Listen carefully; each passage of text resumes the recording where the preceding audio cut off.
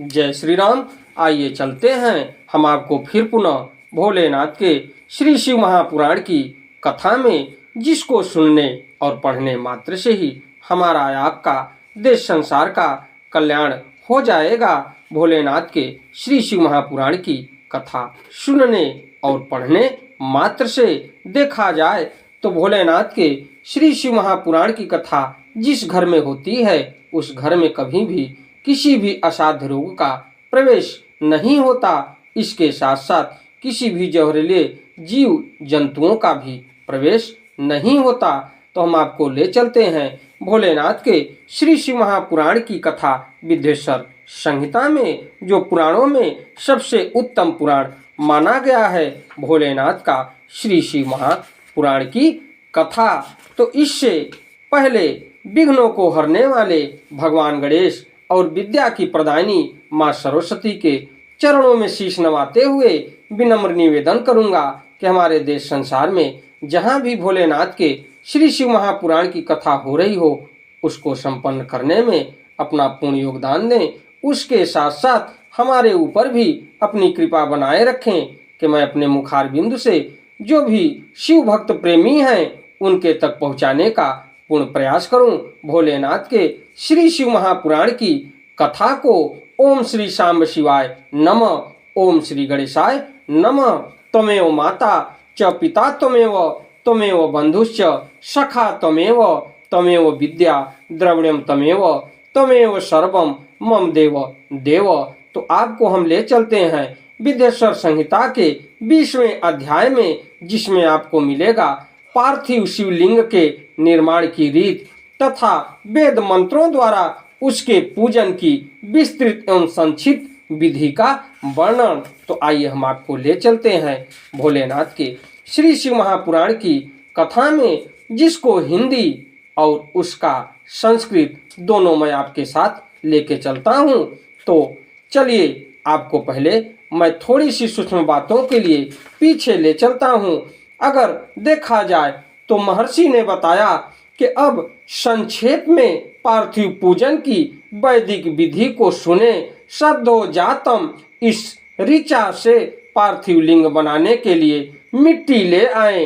वाम देवाय मंत्र पढ़कर उसमें जल डालें। जब मिट्टी सनकर तैयार हो जाए तब अघोर मंत्र से लिंग निर्माण करें। फिर तत्पुरुषाय, इस मंत्र से उसमें भगवान शिव का विधिवत आवाहन करें। तो संयोज एदे दिकाया मिशानम मुनुना हरम अन्यत्य सर्व विधानम च कुर्यात संक्षपेत शुद्धि पंचाक्षरेण मंत्रेण गुरु दत्तेन वा तथा कुर्यात पूजाम षोडशोपचारेण विधिवत्सु धीह भवाय भवनाशाय महादेवाय धीमहि उग्राय उग्र नाशाय सर्वाय शशि मौलिने अनेन मुनुना वापि पूजयेच्छ अंकर करम शुद्धि सुभक्त्या च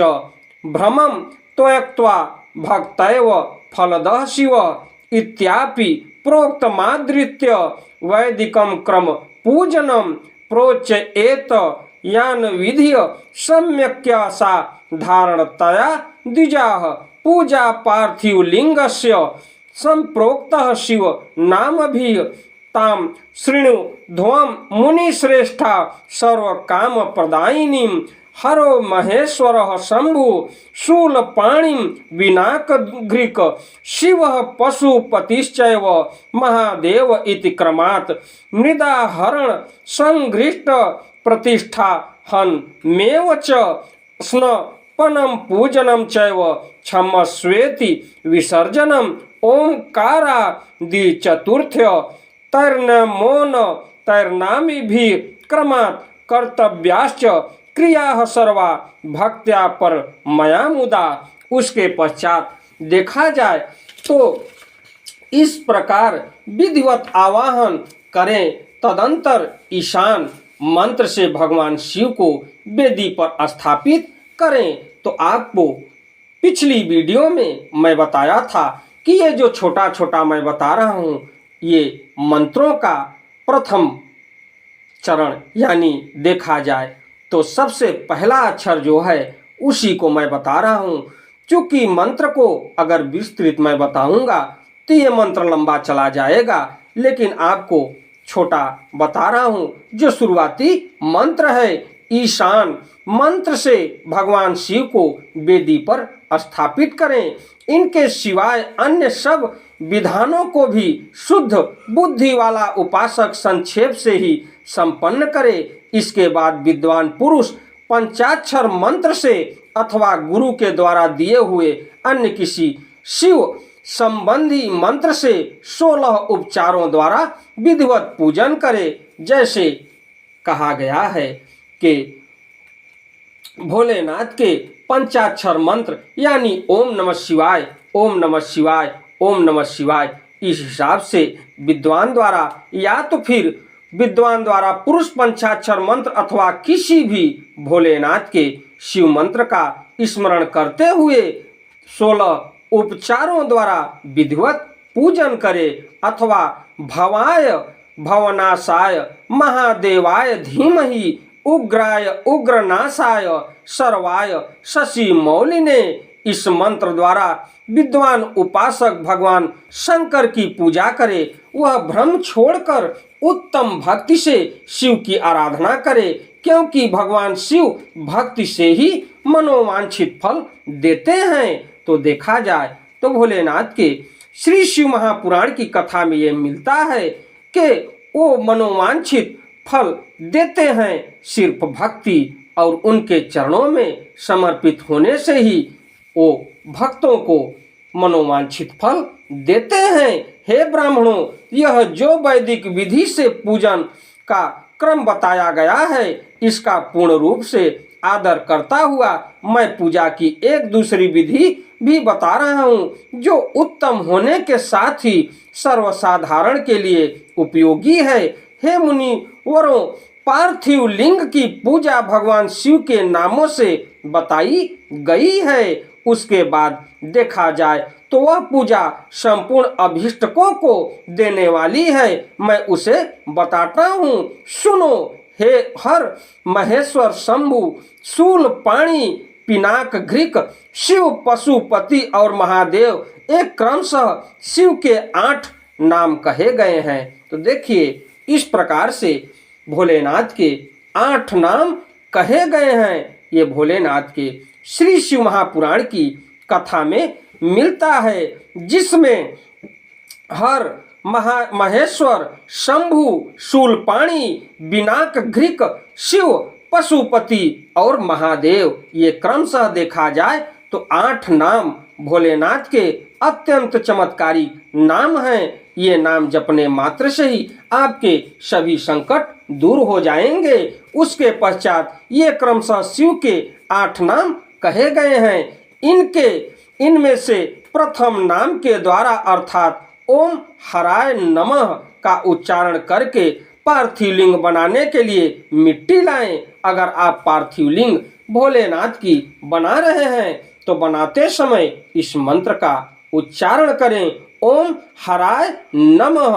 उसके बाद दूसरे नाम अर्थात ओम महेश्वराय नमः का उच्चारण करके लिंग निर्माण करें। यानी मिट्टी के बाद अगर आप लिंग निर्माण कर रहे हैं भोलेनाथ का, तो उसमें आपको मंत्र बोलना है ओम महेश्वराय नमः। उसके बाद फिर ओम शंभवे नमः बोलकर उस पार्थिव लिंग की प्रतिष्ठा करें। यानी जहां आपको रखना है वहां भोलेनाथ के पार्थिव लिंग को रख सकते हैं।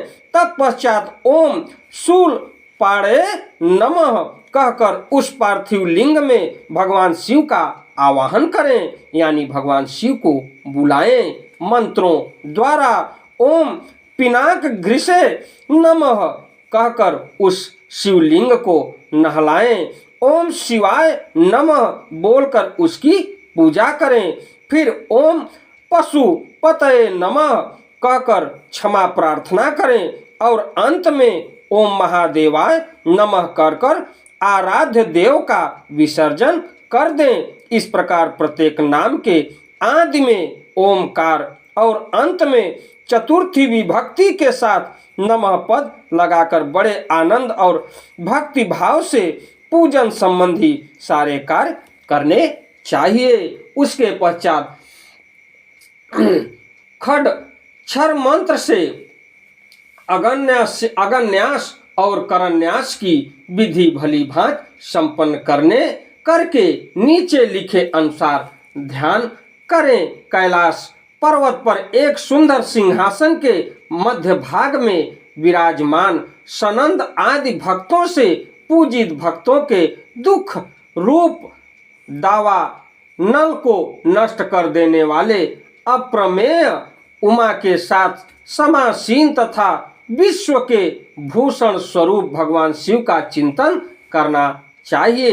इसी के साथ मैं अपनी वाणी को विराम देते हुए अगली कथा में मैं आपसे फिर मिलता हूँ। हमारी कथा आपको अच्छी लगे, अब वीडियो हमारी अच्छी लगे तो वीडियो को लाइक करिए, शेयर करिए, चैनल को सब्सक्राइब करिए, अब बेल आइकन दबाना न भूलिए, जिससे हमारी कोई भी धार्मिक वीडियो आप तक शीघ्र पहुँचे। आपका प्रेम स्नेह हमको इसी प्रकार से मिलता रहे और जितनी भी धार्मिक पुस्तकें मिलेंगी जो महर्षियों द्वारा प्रणीत है उस कथा को उस धार्मिक पुस्तकों के माध्यम से आप तक पहुंचाने का पूर्ण प्रयास करूंगा। और इसके पश्चात भोलेनाथ के श्री चरणों में शीश नवाते हुए विनम्र निवेदन करूंगा कि जाने अनजाने में भोलेनाथ के श्री शिव महापुराण की कथा आप तक पहुंचाने में कोई भूल हुई हो तो उसे क्षमा करें। उसके साथ साथ भोलेनाथ के श्री शिव महापुराण की कथा जो भी व्यक्ति सुन रहे हों उनके ऊपर अपनी पूर्ण कृपा बनाए रखें और उनके जीवन में कभी भी किसी भी प्रकार का कष्ट न आवे।